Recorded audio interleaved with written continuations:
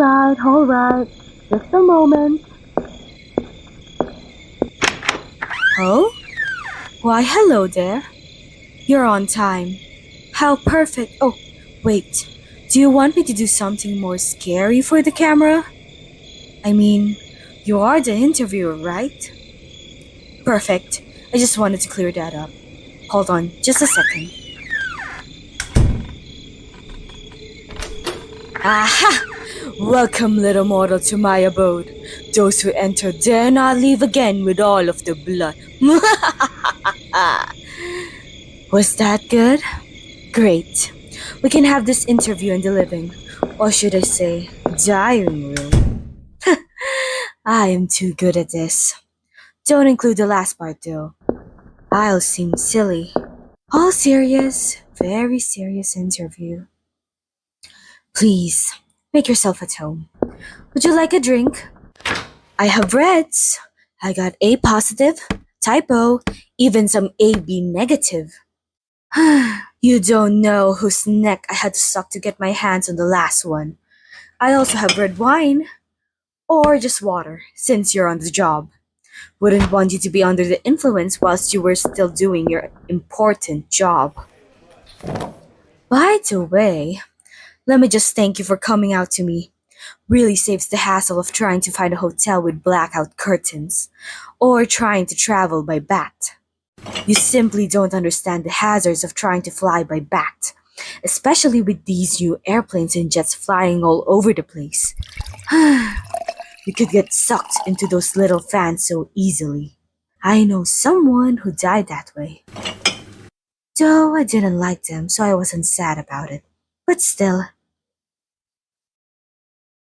Oh yes, go ahead. Ooh, what a cute little recording device you have there. How sensitive is the microphone? I don't want to talk too loud or too quiet. That would defeat the purpose of this interview entirely. Do I need to say the name for your records?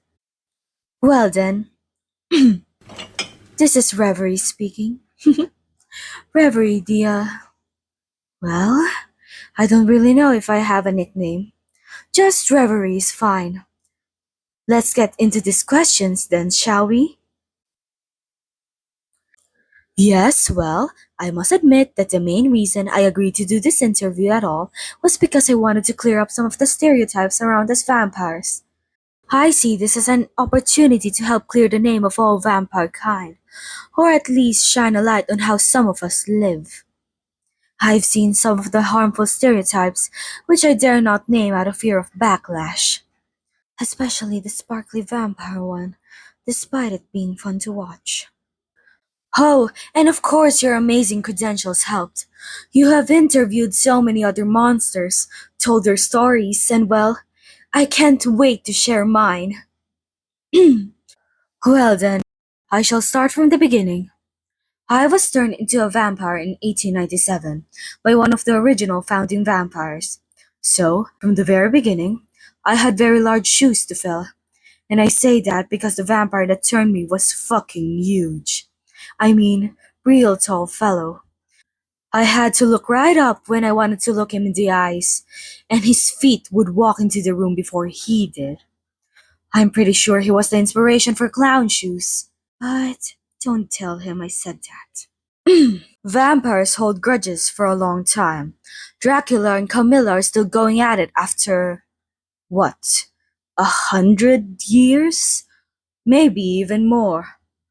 Oh, and don't even get me started on what happened when Alucard got involved.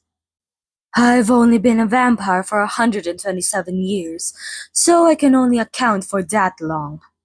Who knows how long they've actually been going at each other's throats. Back to the point. Becoming a vampire was pretty easy in the early days. There was no real police force. Mortals would blame mysterious deaths on witches, or not care too much. People died all the time back then from the silliest things, so no one batted an eye when some random neighbor disappeared or showed up dead one morning.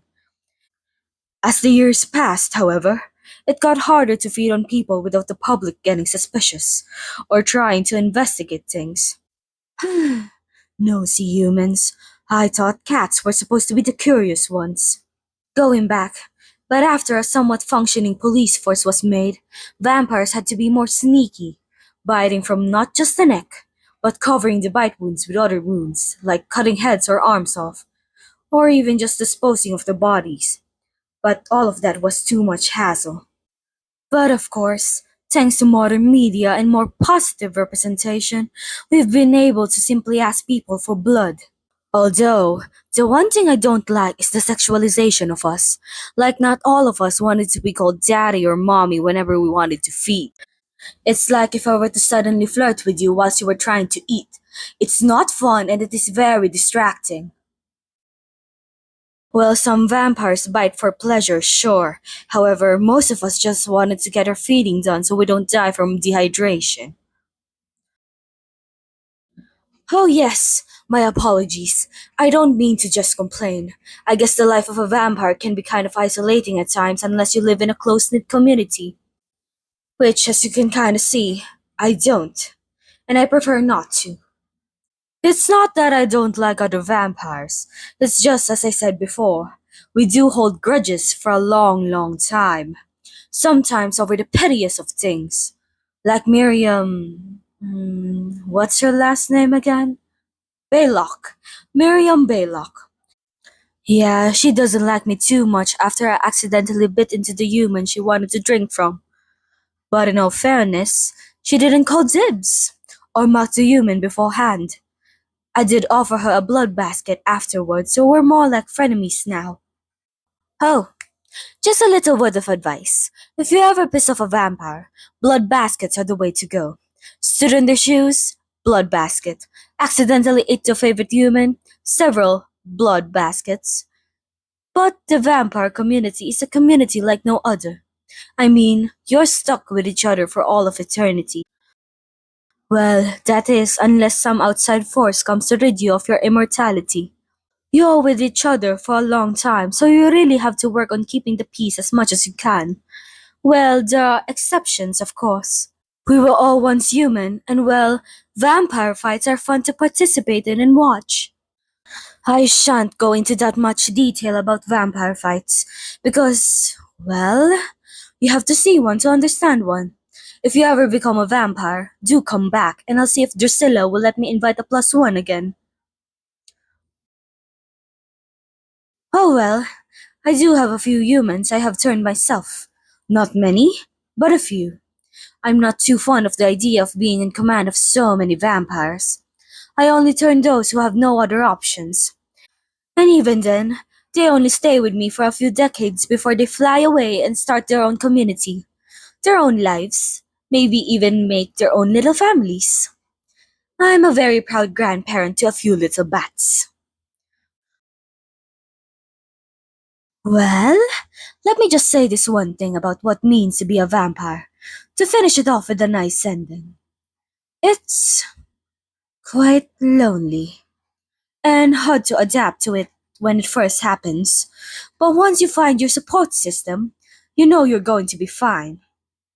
For those who are not fortunate to have the person who turned them, accept them, guide them, bring them into the vampire community, my doors are always open. So long as you ask to be invited in first. Was that good? I sure do hope you have enough material to make something useful out of it. I would like to delve more into the Vampire Society, but unfortunately I am only available for so long. I'm off to a council meeting in half an hour, so I must prepare for that. We may have a long life to live, but we don't like our time being wasted.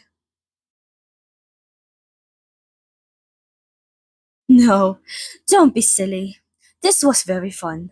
I just hope that it gives people a more positive look into what being a vampire is like. I see vampires getting a negative press all the time. And don't get me wrong, sometimes it is deserved. I just want the world to know we aren't all total jerks.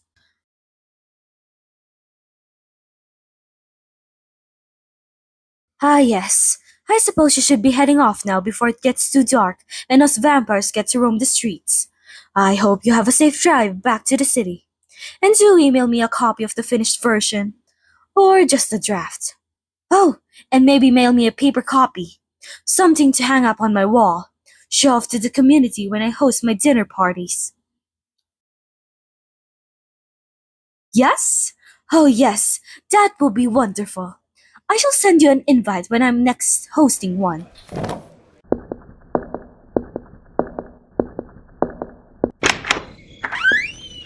Bye bye!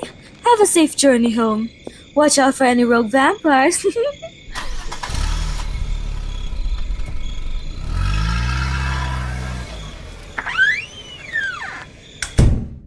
I did good, right? Yes, I think I did. I am the best after all. Also, that human was pretty cute. Maybe I'll turn them into a vampire the next time they visit.